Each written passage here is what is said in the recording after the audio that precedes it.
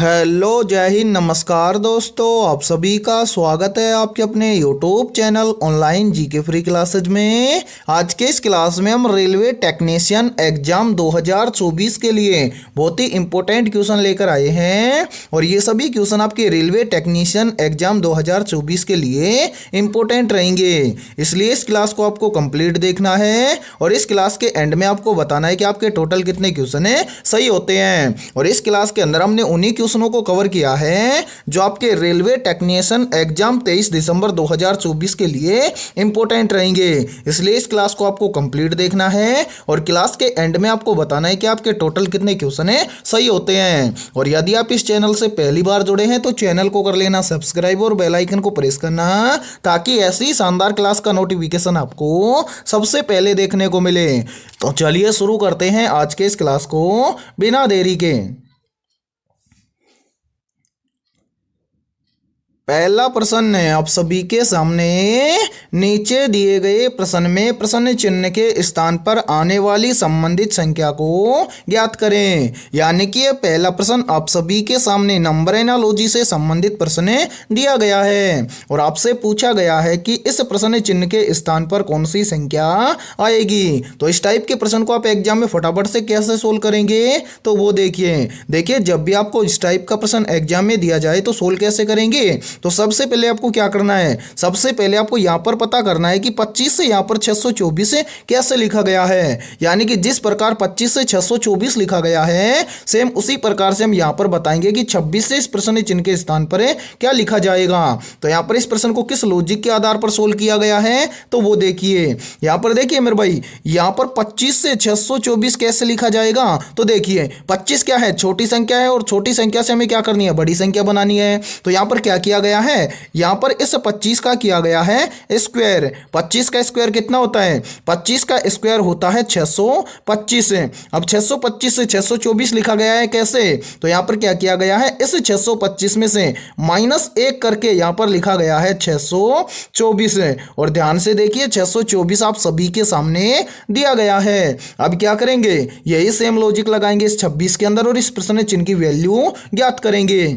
तो करेंगे क्या, सेम इसी 25 की तरह इस 26 का भी कर देंगे स्क्वायर। 26 का स्क्वायर कितना होता है, 26 का स्क्वायर होता है 676 और इस 676 में से भी हम क्या कर देंगे, -1 कर देंगे। तो 676 में से -1 करेंगे तो यहां पर बच जाएगा 675। यानी कि इस प्रश्न चिन्ह के स्थान पर संख्या भरी जाएगी 675। अब हमें देखना है कि 675 किसी ऑप्शन में है तो आंसर 675 में दिया गया है ऑप्शन सी के अंदर है। तो पहले प्रश्न के अंदर ऑप्शन सी हो जाएगा सभी का करेक्ट आंसर। तो उम्मीद करता हूं कि पहला प्रश्न आपको अच्छे से क्लियर हो गया होगा और जब भी इस टाइप का प्रश्न आपको एग्जाम में दिया जाएगा तो फटाफट से सोल्व कर लेंगे। ठीक है, तो चलिए फिर अगला प्रश्न देखते हैं।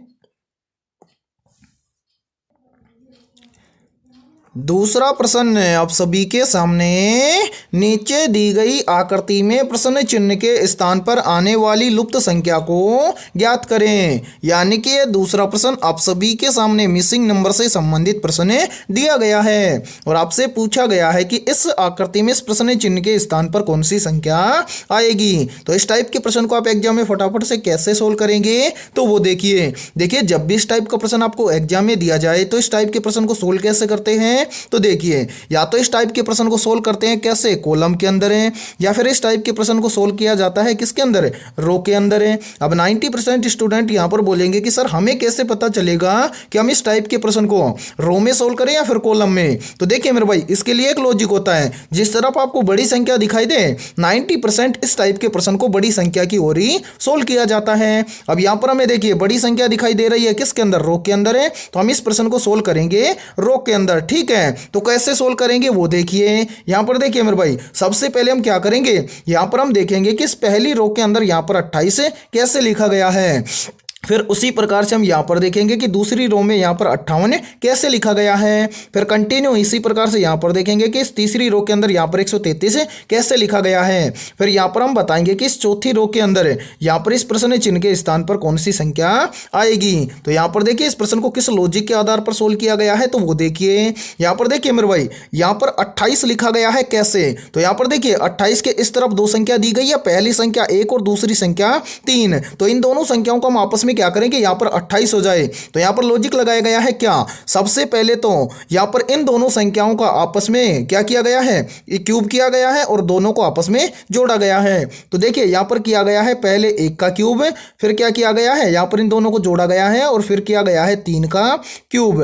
1 का क्यूब कितना होता है, 1 होता है। 3 का क्यूब कितना होता है, 3 का क्यूब 27 होता है। अब इन दोनों संख्याओं को आपस में जोड़ दीजिए तो 1 और 27 कितना हो जाएगा, 28 हो जाएगा। और ध्यान से देखिए यहाँ पर 28 आप सभी के सामने दिया गया है। अब इसी प्रकार से हमें क्या करना है, यहाँ पर देखना है कि इस दूसरी पंक्ति के अंदर यहाँ पर 58 कैसे लिखा गया है। ठीक है, तो यहाँ पर देखिए इस 58 के पास भी इस तरफ दो संख्या दी गई है, पहली संख्या 3 और दूसरी संख्या 7 है। तो यहाँ पर इन दोनों संख्याओं को हम आपस में क्या करें कि यहाँ पर 58 हो जाए। तो यहाँ पर क्या किया गया है, यहाँ पर किया गया है इस 3 का स्क्वायर और फिर किया गया है 7 का स्क्वायर और इन दोनों को आपस में जोड़ा गया है। तो यहाँ पर देखिए मेरे भाई 3 का स्क्वायर कितना होता है, 3 का स्क्वायर होता है कितना 9 और 7 का स्क्वायर कितना होता है, 7 का स्क्वायर होता है 49। ठीक है, 9 और 49 को आपस में जोड़ेंगे तो यहाँ पर कितना हो जाएगा, 9 और 49 को आपस में जोड़ेंगे तो यहाँ पर हो जाएगा 58। ठीक है, और ध्यान से देखिए 58 यहाँ पर आप सभी के सामने दिया गया है। अब इसी प्रकार से हम क्या करेंगे,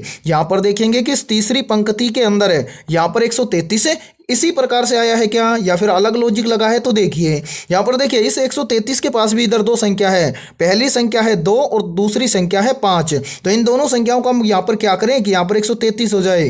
तो यहाँ पर क्या किया गया है, यहाँ पर देखिए मेरे भाई यहाँ पर इस 2 का तो किया गया है क्यूब। ठीक है, इसी प्रकार से यहाँ पर 5 का भी क्यूब किया गया है और इन दोनों संख्याओं को आपस में जोड़ा गया है। तो 2 का क्यूब कितना होता है, 2 का क्यूब होता है 8। ठीक है, और 5 का क्यूब कितना होता है, 5 का क्यूब होता है 125। ठीक है, अब इन दोनों संख्याओं को आपस में जोड़िए। यहाँ पर देखिए 8 और 125 को आपस में जोड़ेंगे तो यहाँ पर टोटल बन जाएगा 133। और ध्यान से देखिए 133 यहाँ पर आप सभी के सामने दिया गया है। अब यहाँ पर कुछ स्टूडेंट बोलेंगे कि सर हमें तो कुछ लॉजिक ही नहीं समझ में आया। तो यहाँ पर देखिए मेरे भाई यहाँ पर लॉजिक लगाया गया है क्या, पहली पंक्ति की दोनों संख्याओं का क्यूब करके यहाँ पर 28 लिखा गया है। ठीक है, उसी प्रकार से दूसरी पंक्ति की दोनों संख्याओं का स्क्वायर करके दोनों संख्याओं को आपस में जोड़कर यहाँ पर 58 लिखा गया है। फिर इसी प्रकार से यहाँ पर देखिए तीसरी पंक्ति में दोनों संख्याओं का क्यूब करके यहाँ पर 133 लिखा गया है। यानी कि यहाँ पर लॉजिक लग रहा है कि पहली पंक्ति में क्यूब, यानी कि दूसरी पंक्ति में स्क्वायर,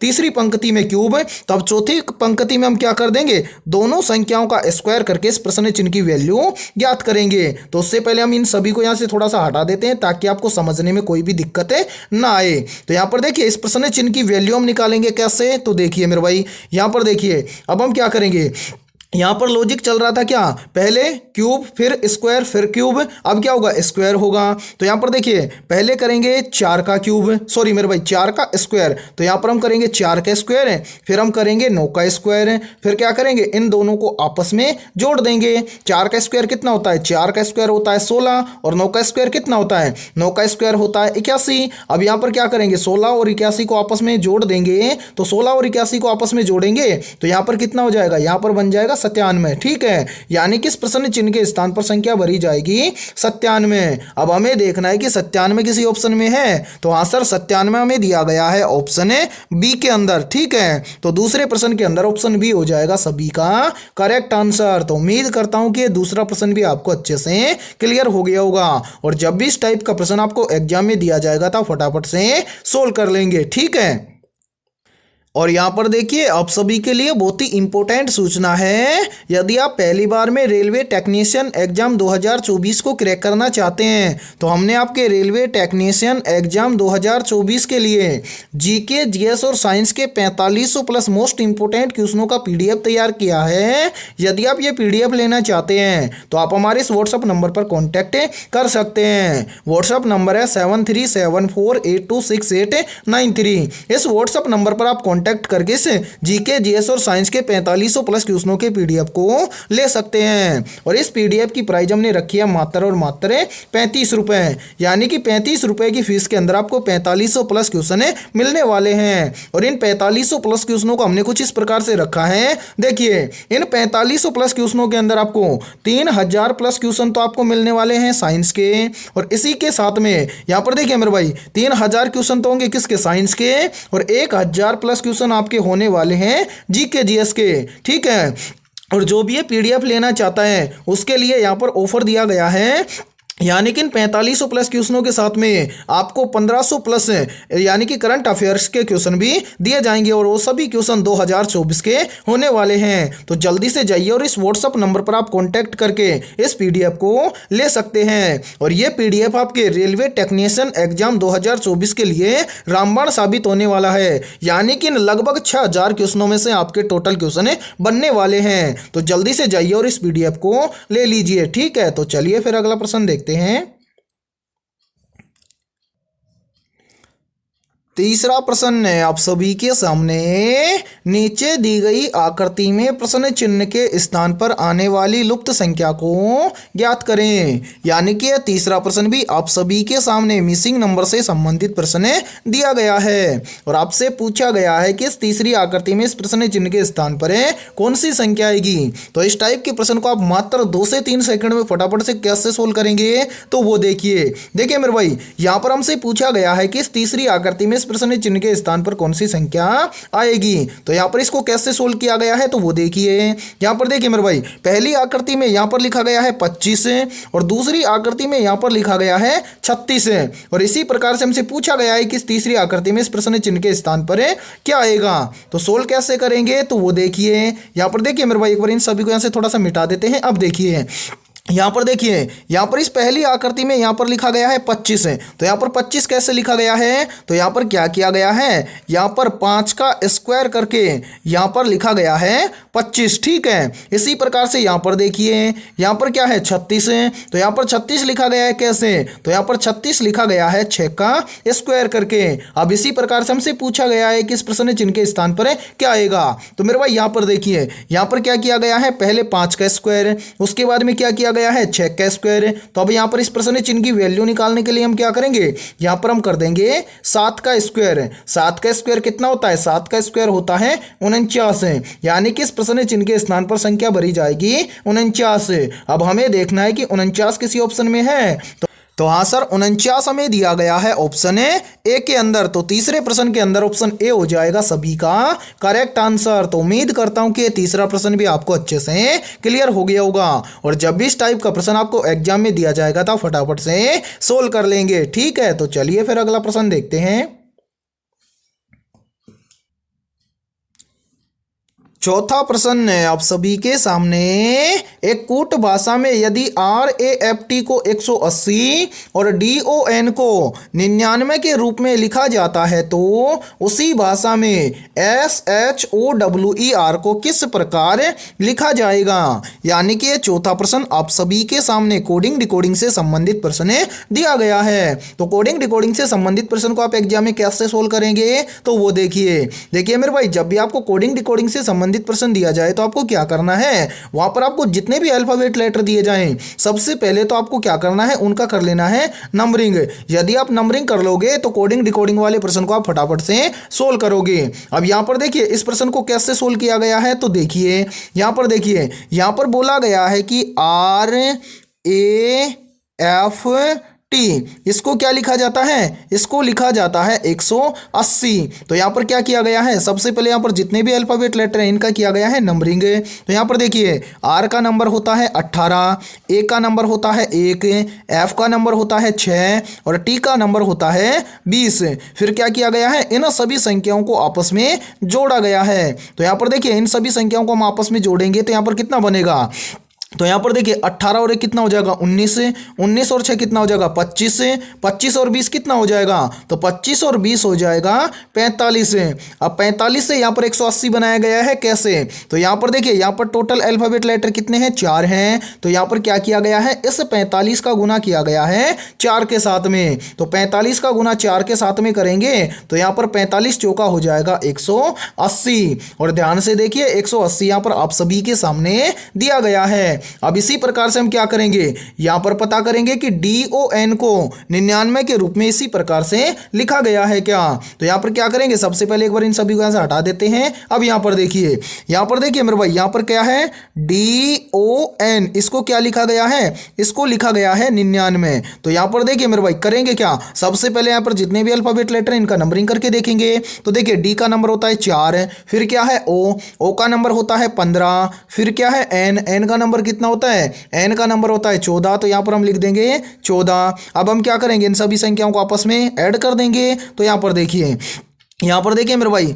यहाँ पर 4 और 15 कितना हो जाएगा, 19। ठीक है, 19 और 14 कितना हो जाएगा, तो 19 और 14 हो जाएगा 33। अब 33 से 99 कैसे बनेगा, तो यहाँ पर देखिए, यहाँ पर 33 से 99 बन जाएगा। यहाँ पर अल्फाबेट लेटर कितने हैं, 3 है। यदि हम इस 33 का गुणा कर दें 3 के साथ में, तो यहाँ पर 33 दिया होता है 99। और यहाँ पर देखिए 99 आप सभी के सामने दिया गया है। अब आप आसानी से बता सकते हैं कि SHOWER को क्या लिखा जाएगा। तो हाँ सर, हम बिल्कुल बता सकते हैं कि SHOWER को क्या लिखा जाएगा। तो सबसे पहले हम क्या करेंगे, यहाँ पर जितने भी अल्फाबेट लेटर हैं उनका हम करेंगे नंबरिंग। तो यहाँ पर देखिए पहला लेटर है S का नंबर कितना होता है, S का नंबर होता है 19। तो यहाँ पर लिख देंगे 19। फिर क्या है, उसके बाद में है H का नंबर होता है 8। तो यहाँ पर लिखेंगे 8।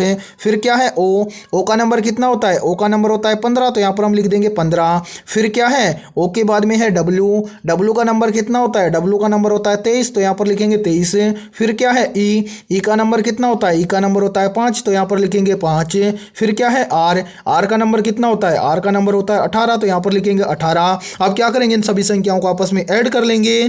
तो यहाँ पर देखिए मेरे भाई, यहाँ पर देखिए 18 और 8 कितना हो जाएगा, 19 और 8 कितना हो जाएगा, तो 19 और 8 हो जाएगा 27। 27 और 15 कितना हो जाएगा, तो 27 और 15 हो जाएगा 42। 42 और 23 कितना हो जाएगा, 42 और 23 हो जाएगा 65। 65 और 5 कितना हो जाएगा 70। 70 और 8 कितना, 70 और 18 कितना हो जाएगा, तो 70 और 18 हो जाएगा 88। अब 88 का क्या करेंगे, 88 का मेरे भाई यहाँ पर गुणा करेंगे किसके साथ में, यहाँ पर देखेंगे कि यहाँ पर टोटल अल्फाबेट लेटर कितने हैं। तो यहां पर देखिए टोटल अल्फाबेट लेटर हैं 6। तो यहां पर 88 का गुणा कर देंगे 6 के साथ में। तो 88 का गुणा 6 के साथ में करेंगे तो यहां पर आ जाएगा 528। अब हमें देखना है कि 528 किसी ऑप्शन में है, तो हाँ सर 528 हमें दिया गया है ऑप्शन है बी के अंदर। तो चौथे प्रश्न के अंदर ऑप्शन बी हो जाएगा सभी का करेक्ट आंसर है, यानी कि SHOWER को क्या लिखा जाएगा, तो इसको लिखा जाएगा 528। और जब भी आपको कोडिंग डिकोडिंग से संबंधित प्रश्न दिया जाए तो इसी टाइप से आपको सोल्व करना है, ठीक है। और यहाँ पर देखिए, यदि ये क्लास आपको पसंद आ रही है तो जल्दी से एक बार इस क्लास को लाइक कर दीजिए, और यदि आप इस चैनल से पहली बार जुड़े हैं तो चैनल को कर लीजिए सब्सक्राइब और बेल आइकन को प्रेस करना, ताकि ऐसी शानदार क्लास का नोटिफिकेशन आपको सबसे पहले देखने को मिले। और आपके जितने भी दोस्त रेलवे टेक्नीशियन एग्जाम 2024 की तैयारी कर रहे हैं तो उनके पास भी इस क्लास को ज़्यादा से ज़्यादा शेयर करें। तो चलिए फिर अगला प्रश्न देखते हैं। पांचवा प्रश्न है आप सभी के सामने, नीचे दी गई श्रृंखला में प्रश्न चिन्ह के स्थान पर कौन सी संख्या आएगी। यानी कि पांचवा प्रश्न आप सभी के सामने सीरीज से संबंधित प्रश्न दिया गया है और आपसे पूछा गया है कि इस सीरीज में इस प्रश्न चिन्ह के स्थान पर कौन सी संख्या आएगी। तो इस टाइप के प्रश्न को आप एग्जाम में फटाफट से कैसे सोल्व करेंगे, तो वो देखिए मेरे भाई, जब भी आपको एग्जाम में सीरीज से संबंधित प्रश्न दिया जाए तो आपको क्या करना है, सबसे पहले तो सीरीज में देखना है कि सीरीज में आपको कौन कौन सी संख्या दी गई है। तो यहां पर देखिए सीरीज में हमें संख्या दी गई है 2, 2 के बाद में 3, 3 के बाद में 5, 5 के बाद में 9, 9 के बाद में 17, 17 के बाद में 33 और 33 के बाद में हमसे पूछा गया है कि इस प्रश्न चिन्ह के स्थान पर क्या आएगा। तो यहां पर इस सीरीज को कैसे सोल्व किया गया है, तो वो देखिए। यहां पर देखिए सबसे पहले यहां पर 2 से 3 बनेगा कैसे, तो यहां पर 2 से 3 बनेगा कैसे, यहां पर क्या किया गया है, इस 2 का किया गया है पहले 2 गुना, और इसमें से क्या किया गया है, 1 को कम किया गया है। तो 2 का 2 गुना कितना होता है, 4 होता है, और 4 में से 1 को कम कर देंगे तो यहां पर बच जाएगा 3, और 3 यहां पर दिया गया है। इसी प्रकार से आगे देखिए, 3 से कितना बन रहा है 5, तो 3 से 5 कैसे बनेगा। तो यहाँ पर भी देखिए, यदि हम 3 का क्या कर दें 2 गुना कर दें और उसमें से 1 को कम कर दें तो 3 का 2 गुना होता है 6 और 6 में से 1 को कम कर देंगे तो यहाँ पर बच जाएगा 5 और 5 यहाँ पर दिया गया है। फिर इसी प्रकार से देखिए 5 से बन रहा है 9, तो 5 से 9 कैसे बनेगा। तो यहाँ पर देखिए 5 से 9 बन जाएगा कैसे, यदि हम यहाँ पर भी 5 का क्या कर दें 2 गुना कर दें और इसमें से 1 को कम कर दें तो 5 का 2 गुना होता है 10 और 10 में से 1 को कम कर देंगे तो यहाँ पर बच जाएगा 9 और 9 यहाँ पर दिया गया है। इसी प्रकार से आगे देखिए 9 से कितना बन रहा है 17, तो 9 से 17 कैसे बनेगा। तो यहाँ पर भी देखिए, यदि हम 9 का क्या कर दें 2 गुना कर दें और इसमें से 1 को कम कर दें तो 9 का 2 गुना होता है 18 और 18 में से 1 को कम कर देंगे तो यहाँ पर बच जाएगा 17 और यहाँ पर देखिए 17 आप सभी के सामने दिया गया है। इसी प्रकार से यहाँ पर आगे देखिए 17 से कितना बन रहा है 33, तो 17 से 33 कैसे बनेगा। तो यहाँ पर देखिए, यदि हम 17 का क्या कर दें 2 गुना कर दें और 17 का 2 गुना करके यहाँ पर 1 को कम कर दें तो 17 का 2 गुना होता है कितना 34 और 34 में से 1 को कम कर देंगे तो यहाँ पर कितना बच जाएगा, यहाँ पर बच जाएगा 33 और 33 आप सभी के सामने दिया गया है। अब इसी प्रकार से आपसे क्या पूछा गया है, पूछा गया है कि 33 से इस प्रश्न चिन्ह के स्थान पर क्या आएगा। तो 33 से इस प्रश्न चिन्ह की वैल्यू हम निकालेंगे कैसे। तो यहाँ पर कंटिन्यू इस नीचे दी गई संख्या में क्या हो रहा है, यानी कि पहले से अगली संख्या लाने के लिए पहले 2 गुना किया और उसमें से 1 को कम कर दिया।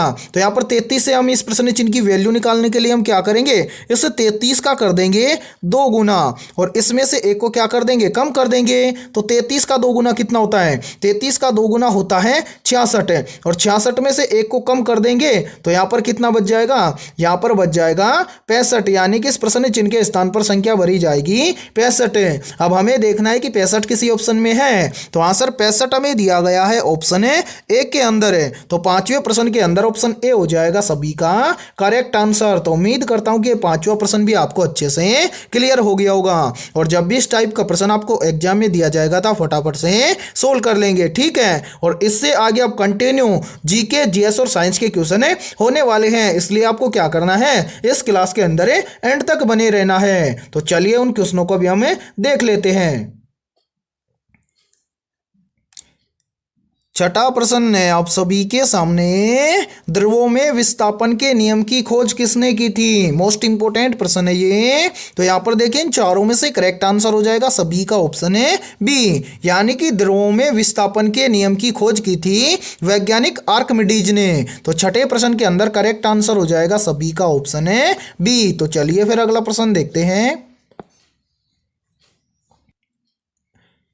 7वां प्रश्न है आप सभी के सामने, एक परमाणु में इलेक्ट्रॉनों की अधिकतम संख्या को किस नियम द्वारा निर्धारित किया जाता है। मोस्ट इंपोर्टेंट प्रश्न है ये। तो यहां पर देखिए इन चारों में से करेक्ट आंसर हो जाएगा सभी का ऑप्शन है बी, यानी कि एक परमाणु में इलेक्ट्रॉनों की अधिकतम संख्या को किस नियम द्वारा निर्धारित किया जाता है, तो वो नियम या सिद्धांत है पाउली अपवर्जन सिद्धांत, ठीक है। तो 7वें प्रश्न के अंदर करेक्ट आंसर हो जाएगा सभी का ऑप्शन है बी। और यहाँ पर देखिए मेरे भाई, यदि ये क्लास आपको पसंद आ रही है तो जल्दी से एक बार इस क्लास को लाइक कर दीजिए और आपके जितने भी दोस्त हैं रेलवे टेक्नीशियन एग्जाम की तैयारी कर रहे हैं तो उनके पास भी इस क्लास को ज़्यादा से ज़्यादा शेयर करें। तो चलिए फिर अगला प्रश्न देखते हैं।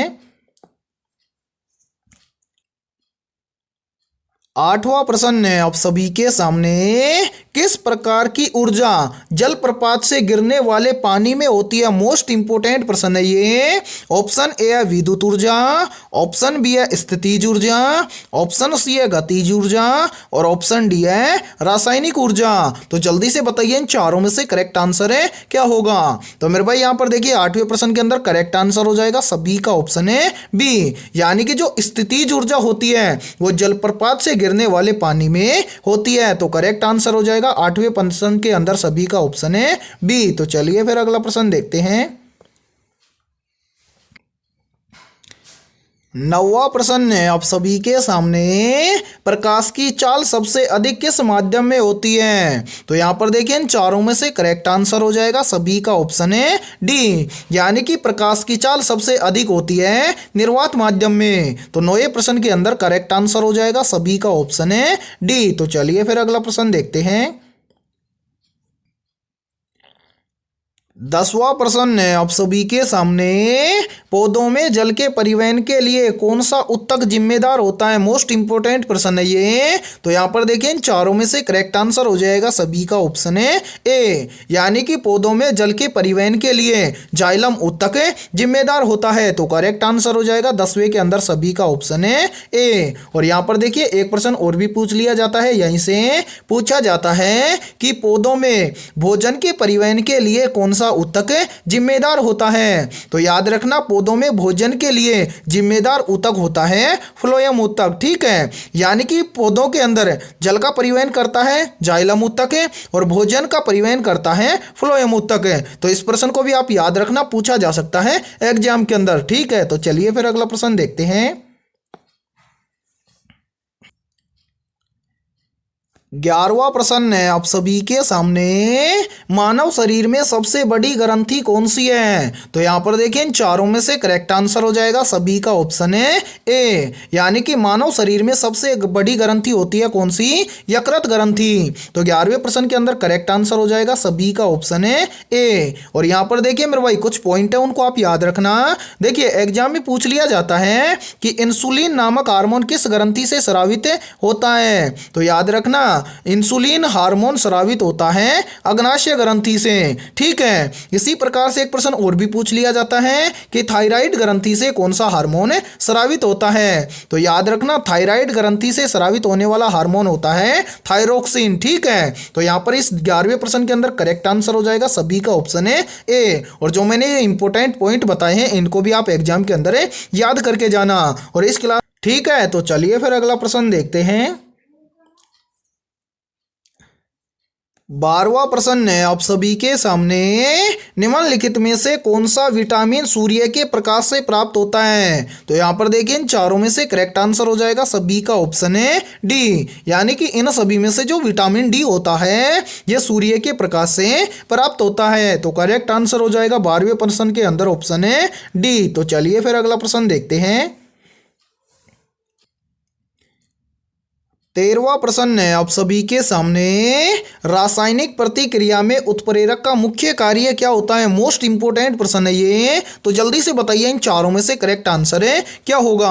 पूछा गया है कि रासायनिक प्रतिक्रिया में उत्प्रेरक का मुख्य कार्य क्या होता है? तो सभी का करेक्ट आंसर हो जाएगा 13वें प्रश्न के अंदर ऑप्शन है बी, यानी कि रासायनिक प्रतिक्रिया में उत्प्रेरक का मुख्य कार्य होता है प्रतिक्रिया की गति को बढ़ाना। तो 13वें प्रश्न के अंदर करेक्ट आंसर हो जाएगा सभी का ऑप्शन है बी। तो चलिए फिर अगला प्रश्न देखते हैं।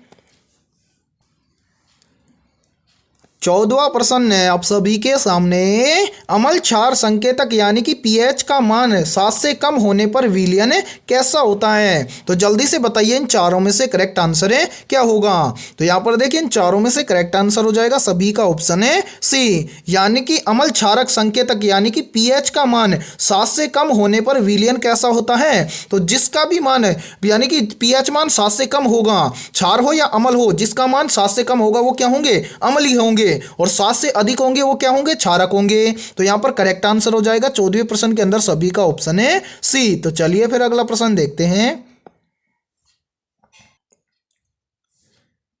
15वां प्रश्न है आप सभी के सामने, कौन सा रक्त समूह सार्वभौमिक दाता कहलाता है? या फिर देखिए इस प्रश्न को एग्जाम के अंदर ऐसे भी पूछ लिया जाता है कि कौन सा रक्त समूह सर्वदाता कहलाता है? तो यहां पर देखिए इन चारों में से करेक्ट आंसर हो जाएगा सभी का ऑप्शन है सी, यानी कि जो ओ नेगेटिव होता है ब्लड समूह, या हम बोल सकते हैं कि रक्त समूह जो ओ नेगेटिव होता है वो क्या होता है? सर्वदाता होता है। तो 15वें प्रश्न के अंदर करेक्ट आंसर हो जाएगा सभी का ऑप्शन है सी। तो चलिए फिर अगला प्रश्न देखते हैं।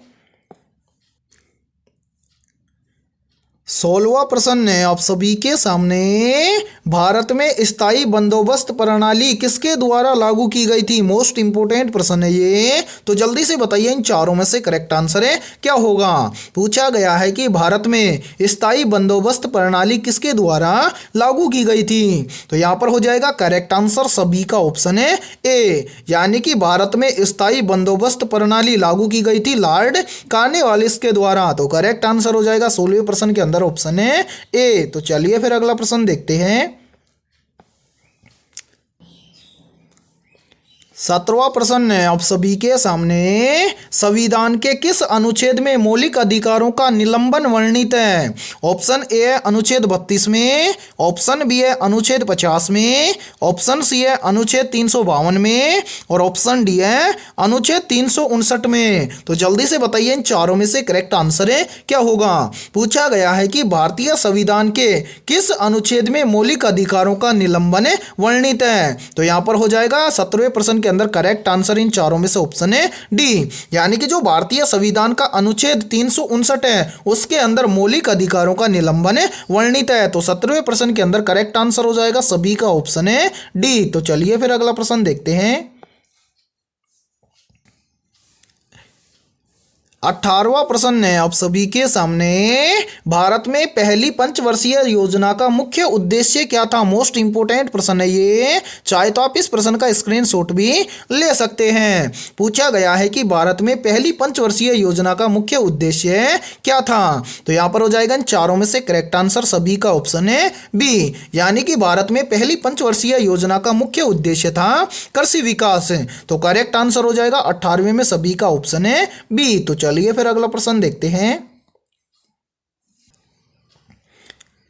19वां प्रश्न है आप सभी के सामने, भारत का पहला गवर्नर जनरल कौन था? तो यहां पर देखिए इन चारों में से करेक्ट आंसर हो जाएगा सभी का ऑप्शन है बी, यानी कि भारत का पहला गवर्नर जनरल था वॉरेन हेस्टिंग। तो करेक्ट आंसर हो जाएगा 19वें प्रश्न के अंदर सभी का ऑप्शन है बी। तो चलिए फिर अगला प्रश्न देखते हैं।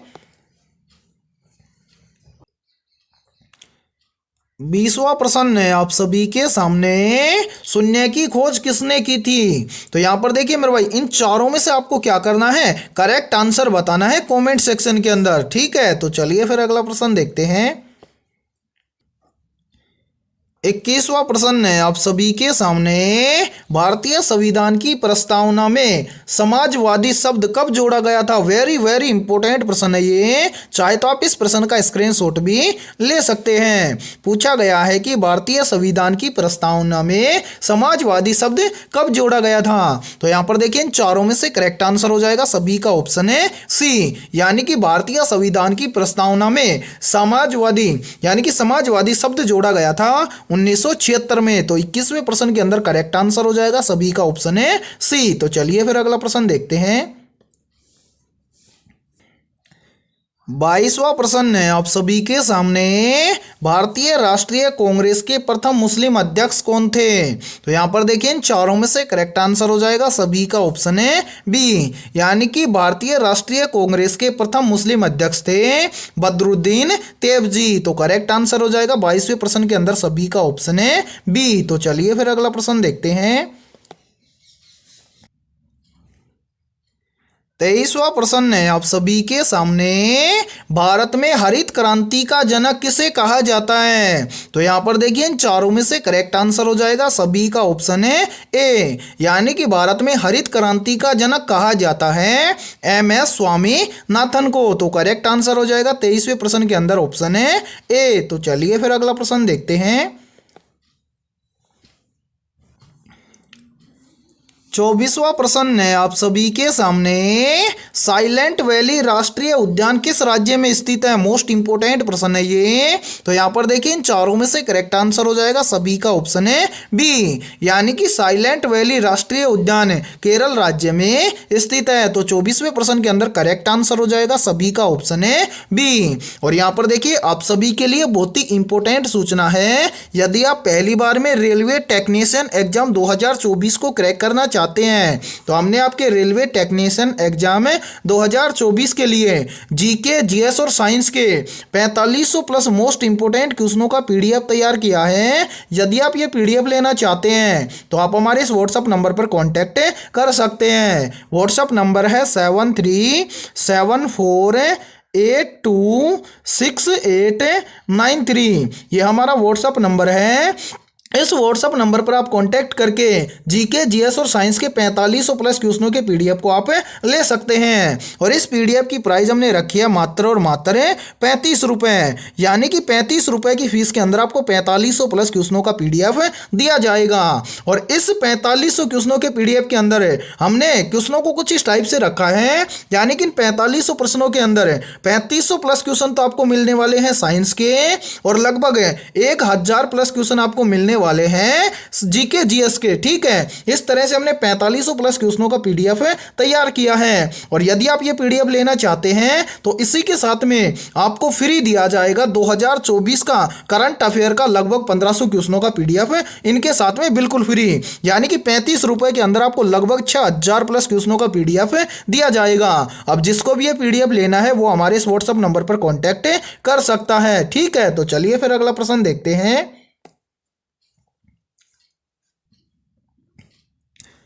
25वां प्रश्न है आप सभी के सामने, भारतीय राज्यसभा का स्थायी अध्यक्ष कौन होता है? मोस्ट इंपोर्टेंट प्रश्न है ये।